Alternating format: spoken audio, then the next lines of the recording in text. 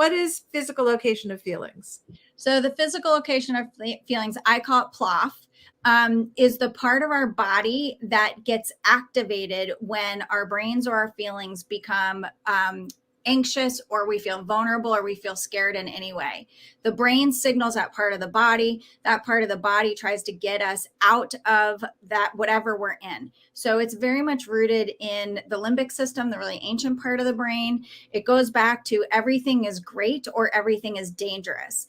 And it doesn't understand that there's a middle range where it's not great or dangerous, but it's just a little bit tense, a little bit uncomfortable, but that's where growth happens.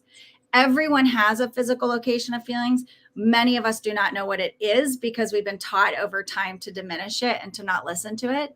So an easy trick is if you do anything that calms the central nervous system, such as mindfulness or breathing, deep breathing or meditation or anything like that, check in with where you're feeling that in your body. Or if you, next time you're in a stressful situation or an even slightly uncomfortable situation, look for where you're feeling it in your body, because it's always signaling to us. And it starts off very quiet, but it's had the privilege of deciding a lot of things for us. And we want to take back that control. I think it's so interesting because my assumption before I read your book was that everybody has the reaction I do. Like I can feel my heart rate increasing. Like I feel like my blood pressure just keeps doing that. But you told the story of a kid that I loved who didn't exactly know where his location was, but he acted it out for you. Yeah, so he kept kicking things and kind of shuffling his feet and kind of knocking things with his shoes, not hard or anything like that, just like when a kid's kind of looking down, shuffling their feet.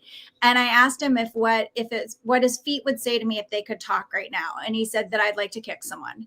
And so that's his physical location of feelings. It shows up for him in his feet. I know another student that was kept doing kind of hand movements. I don't know what you're talking about. I don't get it. And I was like, what would your hands say? And he was like, that I want to squeeze someone.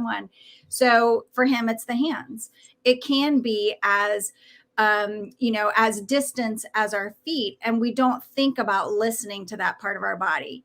And interestingly, he's in college now, and one of the things he told me was that he noticed that he often wants to walk out of rooms when things are difficult, and so he's linking that together. Wow! So his feet really do the talking. That's amazing. Not surprising. He's a college soccer player.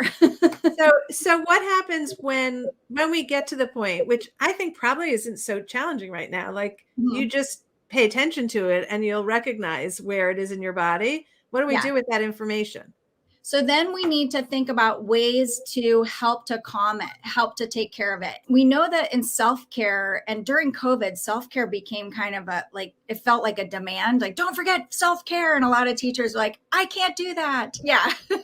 So, want to think about when we're engaging in self-care, we often stop after one or two things, and we need to do more and think about all of our senses.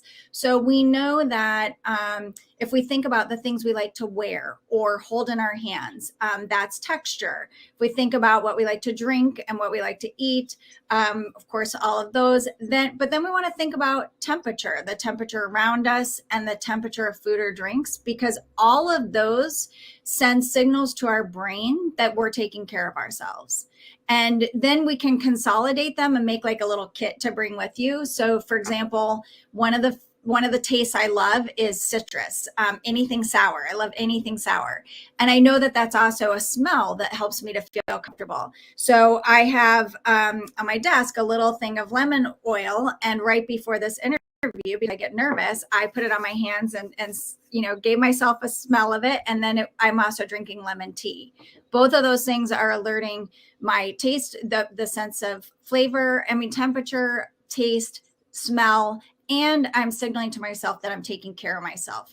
And none of these things are going to fix everything, but anytime we can add one new piece to our repertoire, the better off we are.